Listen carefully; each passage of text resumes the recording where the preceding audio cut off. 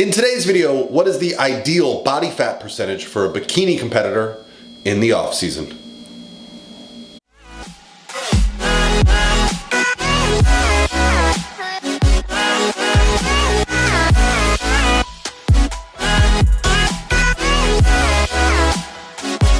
All by myself. Hey guys, what's going on? This is Paul Rebella from ProPhysique.com, and I'm with my man Steve Beaugrand, Science with Steve from ProPhysique.com. Whoa! That's right. Steve is one of the coaches here at ProPhysique, and so today's question came from my Instagram, but you can also follow Steve's Instagram. I'll put it on the screen here, and he also has a YouTube channel, which I'll link below, where he discusses things in a more awkward fashion than myself. Like that. So today's topic is just about a bikini competitor asking me how much body fat that you should carry in the off season. And I wanted to cover this from a couple different directions, because first things first, spoiler alert, there is no exact right number. Right. It's going to vary about person to person and situation to situation. But it is very important that we have an off season, that we're not constantly in competition mode. So my man Steve here is going to drop some knowledge on some of the benefits of allowing yourself to have a little bit more body fat. And then we'll get into the specifics of how much body fat you should have. Yeah, and I think this is definitely an interesting thing to talk about, especially with females in particular, because for females, they have some different concerns than what we're going to have in males for that low body fat percentage. For me, the really big one's going to be bone density. If we're too lean for too long, we can see negative impacts on bone density, which we already know is a growing concern as we age anyways. So having a healthy amount of body fat is going to help allow you to have better bone density. Resistance training will help, but definitely one of those concerns that we have that we want to see. Other things that we can see when we're staying lean for too long, we can see hair falling out. That's a really nasty one. That's a big sign that we need to put on some body fat and work on our dietary, intake and what we're doing with that. But recovery as well, another sign. Amenorrhea, another sign.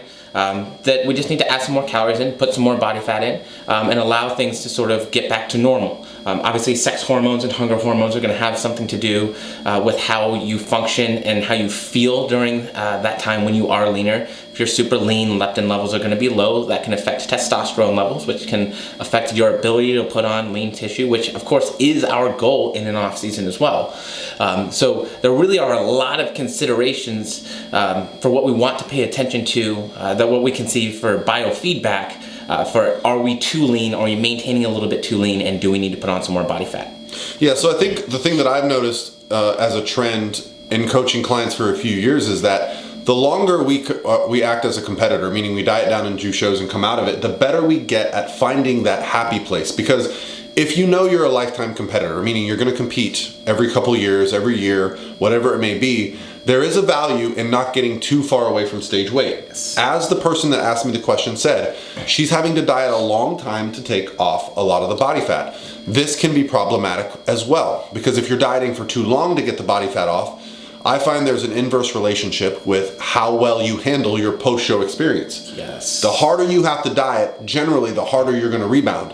What I find with my professional competitors and my competitors that are kind of seasoned, and even myself, is that I'm much better in going into this in-season, out-of-season phase. There's less fluctuation. It's not such a high and such a low. Right.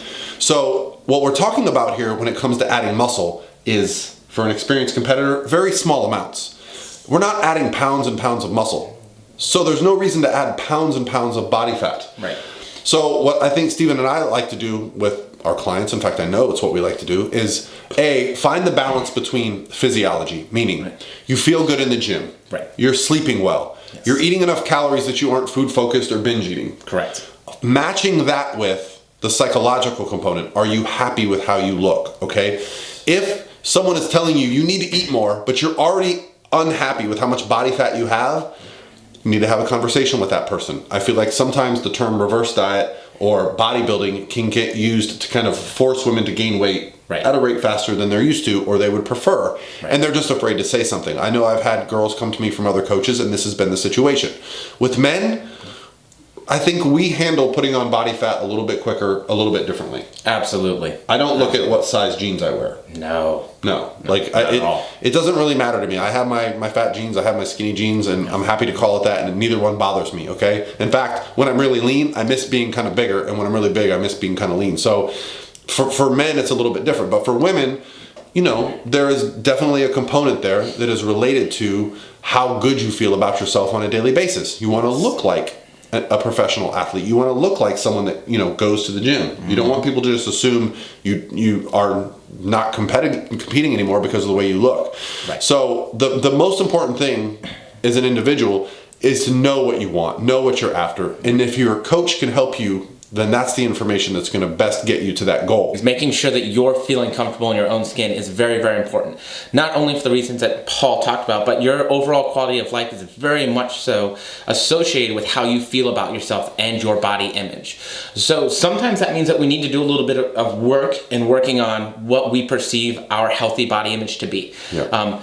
Especially in physique sports, it is a very real concern. We get this sort of body dysmorphia. I have it to a point. I'm sure Paul has it to a point. Like, that's not abnormal. We've done something crazy, very extreme, pushed ourselves to that, and given ourselves a new standard for what we have expectations of ourselves of. So sometimes we have to work on understanding, like, look at the big picture, look at the population, go out to the beach, go to Walmart. Yeah. You know? That's my favorite. Go see what other people look like to really try and put things into a little bit more objective perspective for where we're at. Because yes, we want to feel good about ourselves as well, because that just has a huge impact on our daily life, how we go about work, school, family interaction, everything that we do. We carry that confidence in and through our daily activities. So we don't want to let that go either. Definitely make sure we're paying attention to that. And if you're getting to a place where you're starting to feel a little bit uncomfortable, if we're still too lean, that might be a conversation that needs to happen about, hey, let's step back and try to be a little bit more objective. But if we're getting away from that point and, you know, we're in that range where things are still feeling good, sleep is good, recovery is good, we can definitely talk about maybe a little bit of a dieting phase. If you're far enough out and in a good place with the calories and the cardio, maybe we can look at that to make you be a little bit more comfortable in your own skin and give yourself some of that wiggle room. There's no reason, like you said, to put on weight at a exorbitant rate, right? It should be controlled, slow, and methodical, right? So if you're putting weight on, bring back the calories, make sure that you're feeling comfortable and you're confident in what you're doing, because again, we like to try and separate the psychology and the physiology of things, but remember, they impact one another so much that we want to take them both into account in the process. Yeah, and don't be so attached to the scale number. I know I find some of my clients get attached to the idea that, you know, their happy place is at 110 pounds, right, or 120 pounds, or even 150 pounds, whatever it is. And understanding that to add muscle, to get better, you have to allow the scale to kind of creep up over time. You know, I'm not saying pounds per month, but associating a number permanently with happiness is something you need to disassociate with. Instead, I really like my clients to pay attention to how their clothes are fitting, how they feel in the mirror in the gym, how they look when they're out in public. Are they happy with how they look? Not waking up, immediately stepping on that scale and associating a number plus or minus with how happy they are, okay? And I know it can be difficult, especially myself as a competitor, you as a competitor. When we get deep into prep, there's definitely a correlation between what that scale is doing and how happy I am, as much as I try to separate it. But I'm also really trying to push my people that are not immediately facing a show, and we're months out from a show, to allow that scale to kind of creep up. Yes. Because if the scale's going up at the same time that you're eating more food, lifting more weight, you're in a better metabolic position, you're in a better muscularity position to handle the rigors of contest prep. And I've said this 100 times and I'll say it till I'm blue in the face. You do not get better in contest prep, okay? Prep just, you know, diets you down, reveals the muscle, but you're not getting better, you're just getting leaner. So yeah, I think that's it for today. You know, the most important takeaway message here is find a body fat percentage that's just above the leaner side that you like to be. Yeah. That's what I usually suggest. Yep. Where you like to be, just a little bit above that. Keep your calories kind of ticking up, slightly above maintenance. Keep getting stronger, and keep your eye on the focus of getting better for the stage, and you'll have a successful building season. That's it. All right, we'll talk to you guys tomorrow.